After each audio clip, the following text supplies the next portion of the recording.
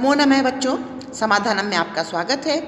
मैं शशि बाला शर्मा आज आपको एक बहुत ही मुख्य पाठ पढ़ाने जा रही हूँ जो कि कक्षा 6 से 10वीं तक बहुत ही उपयोगी है और वो है समय लेखनम। हमारा जो सबसे मुख्य बिंदु होता है समय लेखन का संस्कृत में, ये बहुत सरल है और इसे यदि आप ढंग से समझेंगे तो ये बहुत ही आसानी से आपको समझ में आएगा। तो आज का हमारा पाठ है समय लेखनम। आप इसे लाइक, शेयर एवं सब्सक्राइब जरूर करें ताकि आने वाले सभी वीडियोस आपको मिलते रहें। समय लेखनम में हम देखते हैं समय बताने के 4 रूप। देखिए, इसमें जो समय हमारा संस्कृत में है ये या हिंदी में भी बिल्कुल वैसा ही होता है कि घटिका बोलते हैं हम संस्कृत में घड़ी को। इसको देखकर हम प्रायः 4 प्रकार से समय बताते हैं। देखिए कौन कौन से प्रकार हैं ये। पहला है सामान्य या पूर्ण। जब घड़ी की सुई, बड़ी सुई 12 अंक पर हो और छोटी किसी भी अंक पर हो तो जिस पर छोटी सुई है उतने पूर्ण बजते हैं। जैसे बड़ी सुई 12 पर है और छोटी सुई 4 पर है तो क्या बजेंगे? पूरे 4 बजेंगे। बजे के लिए संस्कृत में वादनम शब्द का प्रयोग करते हैं। ये यहाँ पे आपको ध्यान रखने वाली बात है कि बजे, इसका मतलब संस्कृत में वादनम इस शब्द का प्रयोग किया जाता है। जैसे एक वादनम 1 बज गया है, द्विवादनम 2 बजे हैं, त्रिवादनम 3 बजे हैं, चतुर्वादनम 4 बजे हैं, पंचवादनम 5 बजे हैं, षड्वादनम, षड बोलते हैं 6 को और वादनम हो गया हमारा बजे, षड्वादनम यानी 6 बजे हैं। ऐसे ही देखिए सप्तवादनम, सप्त यानी 7 और वादनम यानी बजे हैं, सप्तवादनम। आगे है अष्टवादनम यानी कि 8 बजे हैं, नववादनम 9 बजे हैं, दशवादनम 10 बजे हैं, एकादशवादनम, एकादश बोलते हैं 11 को और वादनम होता है बजे, द्वादशवादनम 12 बजे हैं, द्वादश होता है 12 और वादनम यानी बजे। 1 बजे से यानी कि 1 वादनम से और 12 बजे द्वादश वादनम तक के चित्र हम देखिए नीचे देखते हैं कि किस तरह से 1 से 12 बजते हैं संस्कृत में। देखिए अब आप घड़ी पे देखिए, छोटी सुई 1 पे है, बड़ी सुई 12 पे है। क्या बजा? 1 वादनम। छोटी सुई 2 पे है तो क्या बज गया हमारा? द्विवादनम। छोटी सुई 3 पे आ गई, बड़ी 12 पे है, त्रिवादनम। ऐसे ही चतुर्वादनम, पंचवादनम देखिए 5 बजे हैं, षट्वादनम, सप्तवादनम, अष्टवादनम, फिर 9 बजे हैं तो नववादनम, दशवादनम, एकादशवादनम और द्वादशवादनम। इस तरह से जब घड़ी में पूर्ण संख्या होती है यानी कि पूरी जो छोटी सुई है पूरी 1 पे, 2 पे, 3 पे, 4 पे, इस तरह से यदि छोटी सुई उस पूरी संख्या पे होती है और बड़ी सुई 12 पे होती है तो हमारा पूरी संख्या में हम वादनम लिखते हैं। ठीक है, आगे हम देखते हैं कि समय लेखन का अगला रूप हमारा कौन सा है। देखिए अब अगला रूप हम देखते हैं कि सवा बजता है। सवा आप सब जानते हैं और इसका ध्यान रखिए कि हिंदी में हम सवा लिख रहे हैं तो ये भी स से शुरू हो रहा है और संस्कृत में हम सपाद लिखते हैं, ये भी स से शुरू हो रहा है। तो ये आपको याद रखने का तरीका है कि हम सवा को सपाद बोलते हैं। क्या होता है देखिए सपाद में, जब घड़ी की बड़ी सुई 3 पर हो तथा छोटी सुई किसी भी अंक से थोड़ी आगे हो, है ना, तो उस अंक के सवा बज जाते हैं। जैसे नीचे आप चित्र में देख रहे हैं कि छोटी सुई 1 से थोड़ी आगे हो गई है, पहले चित्र में देखिए, है ना, और बड़ी सुई 3 पर है। तो जब बड़ी सुई 3 पे होती है तब हमारा सवा बजता है। हिंदी में भी जब हम घड़ी में समय बोलते हैं, अब इसको हम क्या बोलेंगे? सवा बजे को सपाद, सवा को हम बोलेंगे सपाद 1 वादनम, सवा 2 बजे को सपाद द्विवादनम, सवा के लिए सपाद जैसे मैंने आपको बताया से ध्यान रखेंगे और बजे के लिए हम वादनम का प्रयोग करते हैं। 1:15 को हम सवा कहते हैं, सवा 1 नहीं, है ना, सवा कहते हैं। तो अब नीचे देखिए आप चित्रों के कुछ उदाहरण हमारे। पहला चित्र देखिए, छोटी सुई 1 से थोड़ी आगे है, बड़ी सुई 3 पे है तो ये हो गया हमारा सवा बज गया है। इसको हम बोलेंगे सपाद एक वादनम। ऐसे ही 2 के आगे देखिए सपाद द्विवादनम, 3 के आगे होगा तो सपाद त्रिवादनम, और 4 के आगे है तो 4:15 बजे हैं, इसको हम बोलेंगे सवा। जैसे आप बोलेंगे 4:15 बजे हैं, तो सवा की जगह लिखेंगे सपाद, 4 की जगह लिखेंगे चतुर, और बजे की जगह लिखेंगे वादनम। इस तरह से 4:15 बजे हैं, सपाद चतुर वादनम। ऐसे ही देखिए 5:15 बजे हैं, सवा है ना 5, तो सपाद पंच वादनम। ऐसे ही सपाद षड वादनम, आगे सपाद सप्त वादनम और सपाद अष्ट वादनम। 8:15 बजे हैं, 8 से थोड़ी आगे सुई है और बड़ी सुई तो 3 पर ही है। जब बड़ी सुई 3 पर रहेगी तो हम हमेशा इसको क्या लिखेंगे, सपाद। तो ये आपको समझ में आ गया होगा, सपाद यानी कि सवा, से स। ध्यान रखेंगे कि सवा में स होता है और सपाद में भी स होता है। इसमें हमेशा बड़ी सुई 3 पर रहती है। आगे देखते हैं हम तीसरा जो हमारा है कि सार्ध यानी कि साढ़े। अब देखिए बच्चों, साढ़े के बाद सपाद के बाद में सीधा बजता है साढ़े, यानी कि बड़ी सुई पहले 3 पर आती है, उसके बाद 6 पे आती है। ये पूरा आधा घंटा हमारा पूरा हो जाता है। और देखते हैं, अब हम इसको पढ़ते हैं। जब घड़ी की बड़ी सुई 6 पर होती है और छोटी सुई किन्हीं 2 अंकों के बिल्कुल बीच में हो जाती है, कि जब हमारा आधा घंटा हो जाता है, देखिए पहले चित्र में, तो छोटी जो सुई है हमारी 1 और 2 के बिल्कुल बीच में आ गई है और बड़ी सुई पूरी 6 पे है, तो हमारा क्या बचा है, सार्ध यानी कि साढ़े। इसको भी याद रखने का जो तरीका है आप देखिए, साढ़े हम हिंदी में बोलते हैं और सार्ध हम संस्कृत में बोलते हैं।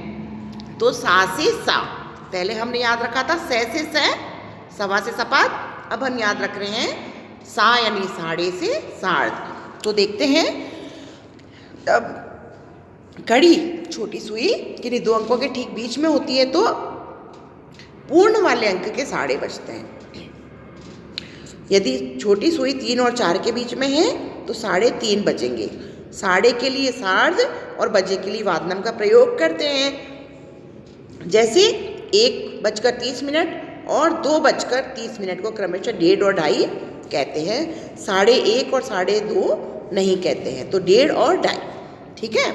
ऐसे ही हम देखिए संस्कृत में क्या करेंगे, छोटी सुई हमारी 1 और 2 के बीच में है, बिल्कुल मध्य में है, और बड़ी सुई 6 पे, तो सार्ध एक वादनम, यानी कि 1 के आगे आई है ना सुई, तो हम लिखेंगे सार्ध एक वादनम। ऐसे ही 2:30 बजे हैं हमारे, तो 2 और 3 के बीच में है, सार्ध द्विवादनम।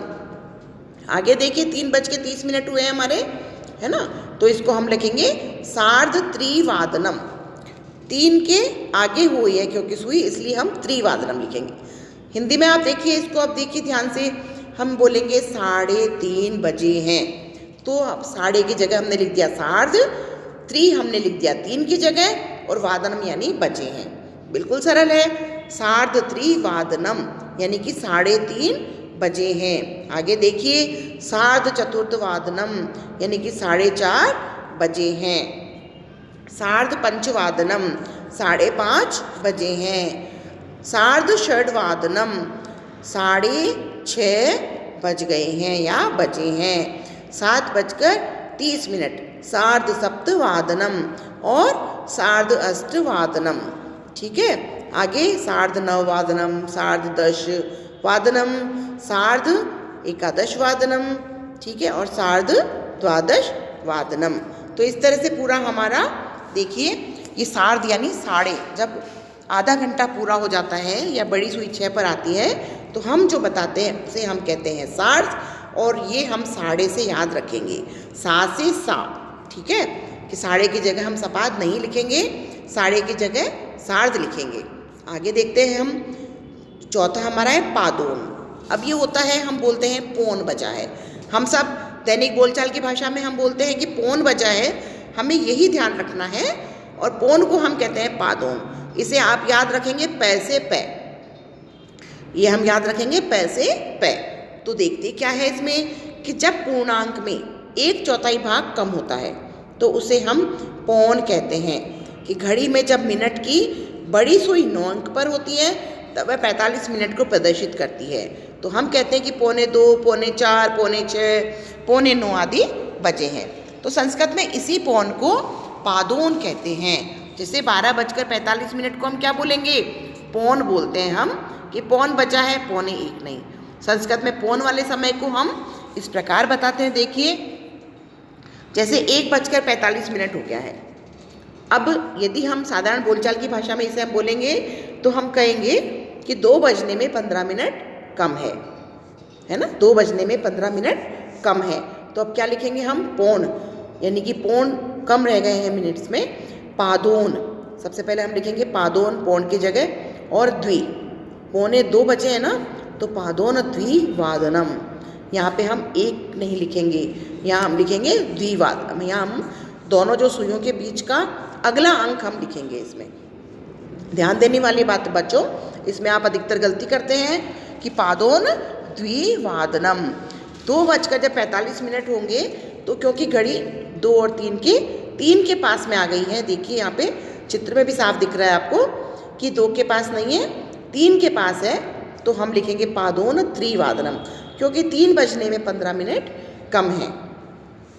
2 के पास होती है तो हम लिखते हैं सपाद, बिल्कुल मध्य में होती तो हम लिखते हैं सार्ध, और क्योंकि 3 के पास में तो हम लिखेंगे पादोन त्रिवादनम। ऐसे ही जब 3:45 होंगे, आप देखिए सुई बिल्कुल 4 के थोड़ी पहले है, तो हम लिखेंगे पादोन चतुर्वादनम। ऐसे ही पादोन पंचवादनम। अगली सुई, अगली घड़ी देखिए आप कि छोटी सुई 5 के थोड़ा पहले है, पादोन पंचवादनम। ऐसे ही पादोन षड्वादनम, 5:45 बजी है। देखिए आप घड़ी में बड़ी सुई 9 पर है और छोटी सुई 6 के थोड़ा सा पहले है। पादोन सप्तवादनम, आगे देखिए 7 बजने में 15 मिनट कम रह गए हैं और सुई बिल्कुल 7 के थोड़ी पहले है, छोटी सुई। ऐसे ही पादोन अष्टवादनम, देखिए बड़ी सुई 9 पे है और छोटी सुई थोड़ी सी 8 के पहले है। आगे देखिए पादोन नववादनम, क्योंकि छोटी सुई थोड़ी पहले है और बड़ी सुई बिल्कुल 9 के ऊपर है।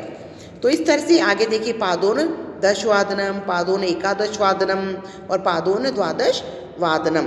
तो इस तरह से हम देखते हैं कि पौन कैसे बजता है। संस्कृत में हम लिखते हैं पौन यानी कि पादोन, और जो भी पूर्ण होने वाली संख्या होती है उसको लिखकर हम आगे लिख देते हैं वादनम।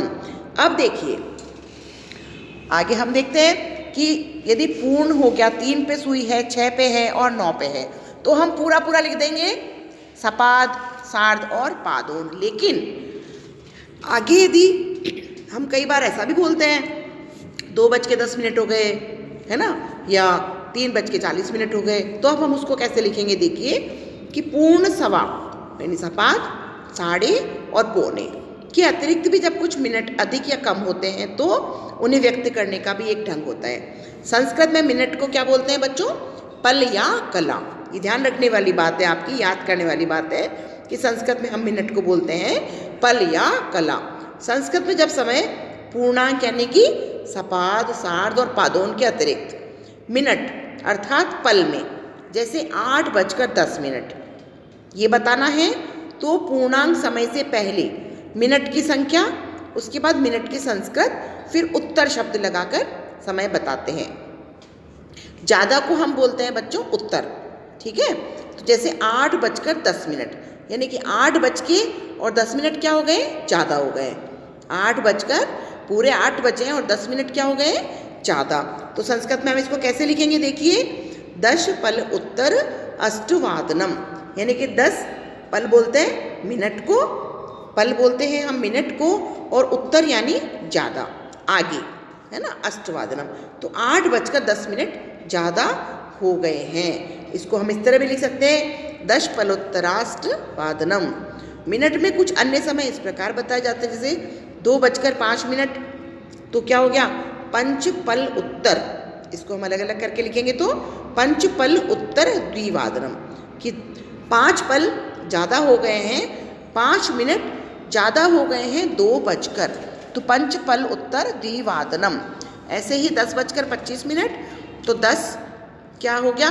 25 मिनट है, 25 मिनट ज़्यादा है, तो पहले हम ज़्यादा वाला लिखेंगे पंचविंशति यानी कि 25, पंचविंशति पलोत्तर, पंचविंशति पल ज़्यादा हो गए हैं, दशवादनम 10:25 यानी कि 25 मिनट ज़्यादा हो गए हैं, 6:07 है ना। सप्तपलोत्तर षड्वादनम, सप्तपल ज़्यादा हो गए हैं, 7 मिनट ज़्यादा हो गए हैं, 6 ऐसे ही 4:55 तो 4:55 को हम क्या लिखेंगे, पंचपंचाशत पलोत्तर चतुर्वादनम, है ना। पंचपंचाशत, पंचाशत पंच, पंचाशत यानी 50 और 5 ज़्यादा 55, पल उत्तर 55 मिनट ज़्यादा हो गए हैं, 4 तो इस तरह से हम ये जो हमारी अलग से जो संख्याएं होती हैं जो बीच में बचते रहते हैं उनको हम बताते हैं। इसके बाद हम ध्यान रखेंगे कि यदि 12 बजे